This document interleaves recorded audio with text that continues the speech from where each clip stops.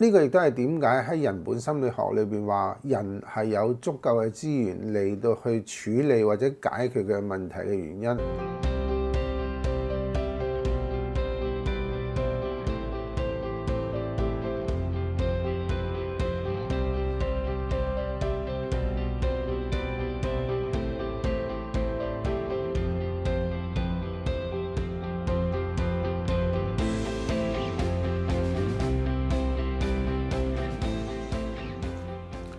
Hello， 大家好，歡迎大家翻到嚟胡思亂想，快活人生。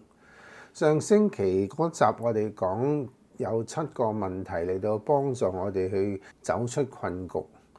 咁有啲朋友就回應嗰7個問題咧，問起上嚟咧有啲翹口啦，同埋好似文法上高唔係好通咁。咁你就問係咪原本係英文㗎，翻譯得唔好啊咁？所以今個星期咧就用多一集嚟去同大家解釋一下嗰個原理，以至你能夠喺運用上嗰個時候得到一個更好嘅效果。如果你喺利用呢7個問題嚟去提問自己嘅時候，你覺得翹口啊、文理唔通順啊咁就啱啦。即係如果你隻字不改咁嚟到去不斷咁反思嘅話咧，你會發覺比你如果你理順翻佢嘅文理啊，你覺得通順嘅嗰種方法咧，個效果會更加好。咁點解係咁樣咧？唔知大家有冇睇過禪宗嘅一啲嘅公案？所謂公案其實係一啲古仔或者一啲嘅道理。但係呢啲古仔同道理咧，我哋乍眼睇起上嚟會莫名其妙，甚至你會覺得佢唔合乎一個理性邏輯嘅。但係當你不斷咁參嘅時候咧，所謂參即係不斷咁去思考、尋索其中嘅道理。咁喺某刻咧，你會突然間你悟到一啲嘅睇法或者一啲感悟。而上一集嗰7個問題咧，嗰個原理咧同參呢個禪宗嘅公案咧個作用上都有啲相似。嗱，你要知道我哋日常思考嘅習慣咧，多數都係用個理性邏輯為主，所以所謂嘅困局就係我哋喺日常生活用理性邏輯思考上都揾唔到出路。我哋簡稱呢個做鎖腦思考先啦嚇。咁呢種思考嘅習慣咧係好牢固嘅，要跳出嚟咧唔係話咁易，甚至你無從着手添。故此，如果我哋仍然用翻呢個習慣嚟到去想揾出所謂嘅困局嘅解決方法嘅話，你會發覺係事倍功半，甚至你會覺得走入死胡同咁，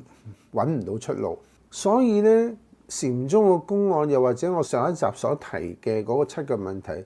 就係當我哋一開始我哋嘅左腦所謂理性嘅思想個習慣一路揾唔到出路嘅時候，你會發覺某一刻我哋嘅左腦會好似單機咁樣，唔再運作得到。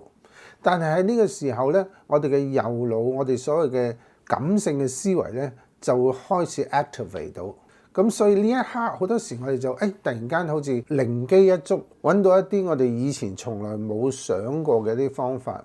其實呢個如果你平日有啲需要做一啲嘅構思嘅工作嘅話，可能有一個問題點你諗咗好耐，仲反反覆覆你諗唔掂，某一刻你放低落嚟去個洗手間啊，又或者去洗個面啊，咁突然間會靈機一觸，就係呢一種咁情況。所以呢7個問題咧，主要有2個作用。第一個作用咧就係讓我哋嘅左腦揾唔到答案、揾唔到出路嘅時候，而能夠有一個機制，讓我哋嘅理性思維唔再障礙我哋嘅創意思維去尋找一個新嘅出路。而另一個作用就係嗰7條問題嘅次序編排係幫助我哋唔困死喺問題嗰度，而有一個問題出發點，而將我哋嘅向度轉移到一個尋找答案、尋找解決之道嘅方向。所以如果你要真係親實去感受呢7個問題嘅威力嘅話，不妨試下唔去改動佢，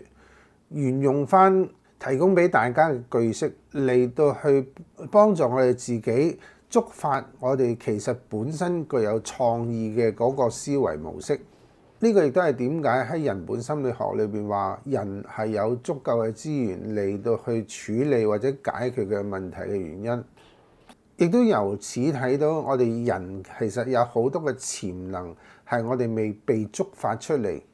讓我哋自己嘅人生過得更加開心、更加快活。咁希望今集嘅解說能夠幫助到你運用得更加好啦，亦都鼓勵大家喺運用完之後有咩體驗、有咩理解，能夠翻嚟同我哋分享，以至更多人能夠得到啟發同幫助。今集嘅內容就講到呢一度。如果你鍾意今集嘅話，請你喺下底按讚、訂閱、留言、分享，撳埋隔離個鐘仔，咁有新片發放嘅時候就可以第一時間通知到你。我哋下集再見，拜拜。